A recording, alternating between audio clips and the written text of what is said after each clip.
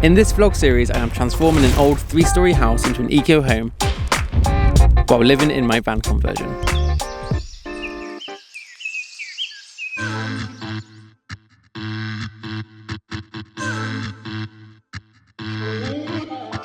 Today we're going to smash out this ancient toilet.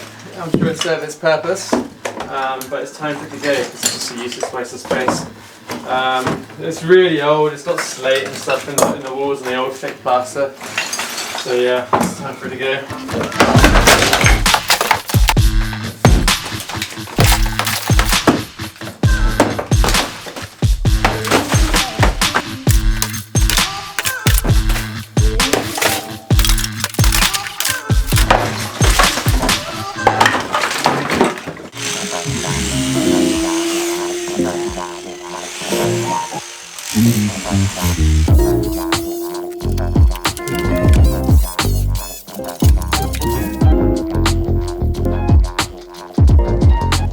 So here I'm going to install the heat recovery system. This is under the first stairs that come into the house and all my electric stuff, so yeah, in the same room.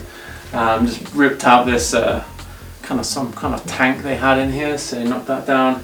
I'm going to basically fix it in. So the thing with this recovery system is you have 2 of these boxes which have your in and outs, and then you also need like 2 holes going through the wall, which will be your fresh air coming in and your exhaust going out, which is just humid air basically from your house. I'm just going to work out where to fix it and then figure out from there where we're going to have to put a bunch of holes in, a couple holes in through the wall.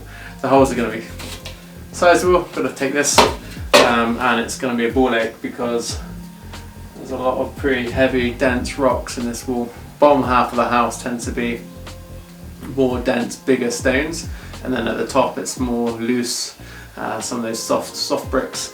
So yeah, so basically gonna pop in the bracket, hang it, mark things out, work out where we're gonna put things. Yeah, and then just start working out where we've got to smash some holes through the walls. Just trying to play with the heights here. It's a bit of a pain.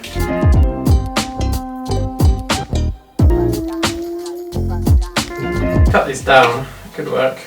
We'll come up, we'll exit it there.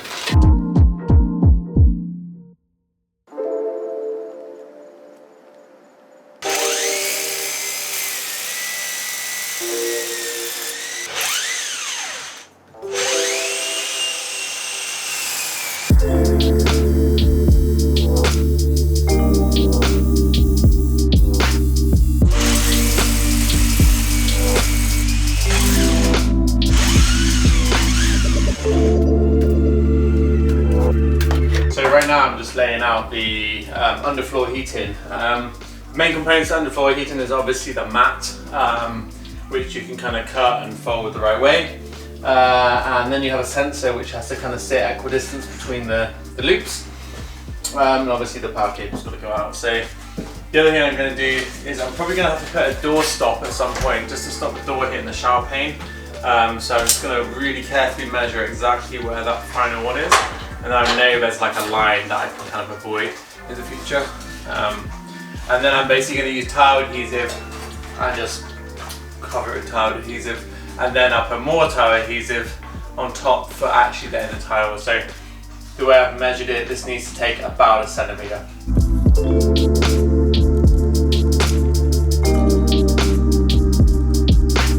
There we've got tile cement down for, well, a bit more than half the floor. I need to go into town and get some more. There's a whole heap of things I'm going to get, but it gives me a good idea of how it's going to go. It's not too bad. It's not the best, but it's not too bad. So right now I've got a few more valves, which is I can test the plumbing, which is pretty exciting. I've tried to repair the one leak I've had in the copper. Other than that, we are also today, Dan is giving me a little hand. As you can see, so down going at it on the wall.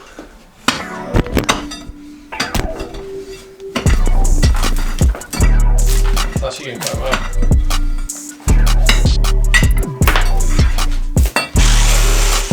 So what we are doing here is putting a big hole through the wall, which is always difficult, especially with these big walls and the bottom part there's bigger rocks. This is going to be the heat recovery exhaust and inlet. So here and here, get those holes through, and some of the last heavy work. I didn't know I was going to have a heat recovery when I started the plans for the house, but I realised that I could, so I did, and now I'm paying the price. Now we've got 2 holes in these walls. It's just to find out the final place, work out where the pipes are going to go, and then fill them in. Like this one on this side is about the right size, but on the outside it's about this big. It's a big hole. So pretty much just gotta pretty much make the pipe work, figure out the final position, and then cement it in without trashing the machine. So now we've got the pipes going out the wall. It goes through these rubber baffles, which I guess maybe stops some sort of vibration. Sealed up and then basically flows through. So I need to tape these with aluminium tape, and then insulate them as well. And these ones will go to the in and out of the house.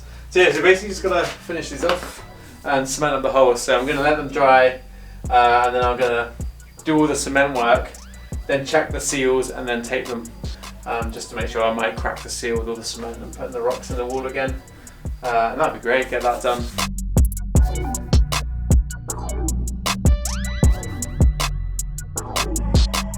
While we continued to work on the house, some of the others went to a local crag.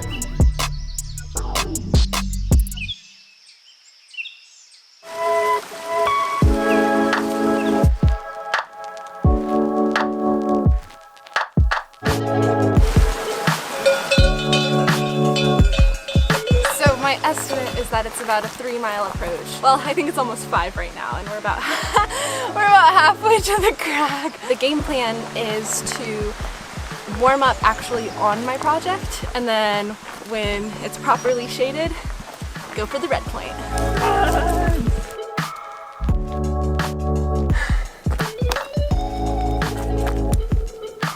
So you can see it from here. It's right next to the static line up there, and it's already coming into the shade.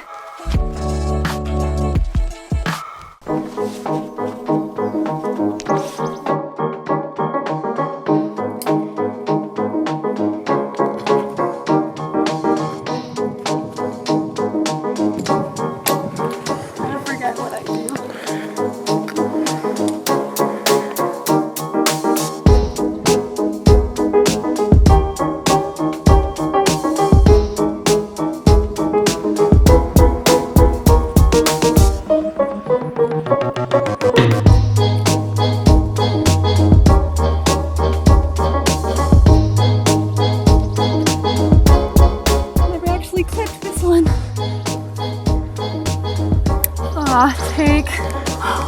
Any ideas? Maybe here. Yeah, that's good, isn't it? That's good.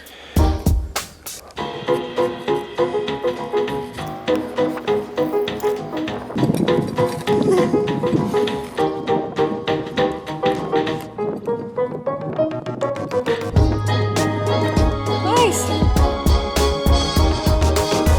Warm up done. How are you feeling?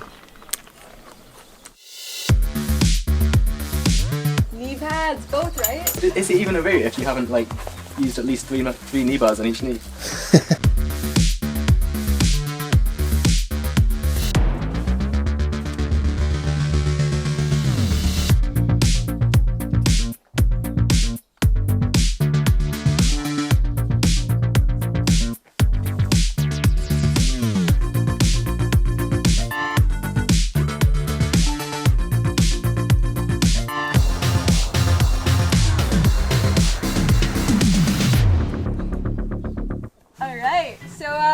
What happened up there? I think I just broke a very important hold off the route, maybe by accident. There's this section of blank wall, it's a really important gaston, and it just exploded off. And I don't know if there's any holes there now. Do you reckon that'll change the grade on her? We'll see. That's like a crucial spot because it's at the beginning of the hard parts, yep. And then it climbs into the crux. That's gonna make it a lot harder. It's another puzzle, I guess, now. Oh my goodness, it certainly is. Watch the rest of this video, if you want to, over on Anna's channel. What I've done here is basically my first attempt at a rendering.